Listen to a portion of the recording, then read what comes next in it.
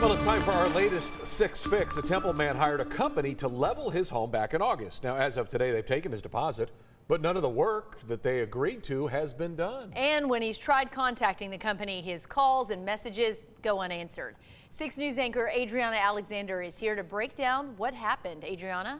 Chris Lindsay, Thomas Rory is frustrated after trusting the construction company Ground Up GC based out of Austin to level his new home. He's now out thousands of dollars and he's doing whatever it takes to get his money back. I just want my money back. You know, because even if they offered to do the service now, I would not trust them to do it. After moving into his new home with his wife, Thomas Rory needed his home to be leveled. Right here, that it needs to be leveled, especially right here, there's a dip. So the search began, and he used Angi's, formerly known as Angie's List, to find the best local company to do the job. This company actually contacted me to do the house leveling. The guy came out here on the 13th of August and did an estimate and stuff. He ended up going with the construction company Ground Up GC, based out of Austin.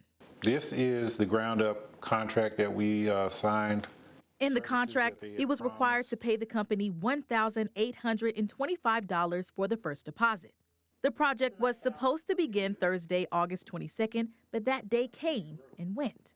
After weeks of a back and forth with the company owner, Raymond Linwood, he filed a report with Temple Police to get some sort of justice. So after a while, I would text asking for a refund for my money, no response. Call, no answer. And I figured since they were part of Angie's List that they were legit. Since then, I have found out that that's not the case. 6 News reached out to Linwood via email, phone call, and text to get some answers. We have yet to receive a response. We've taken off from work, you know, so they could do this, and nobody's ever shown up. Rory shares advice for others to avoid this kind of situation. Do not give half the money up front.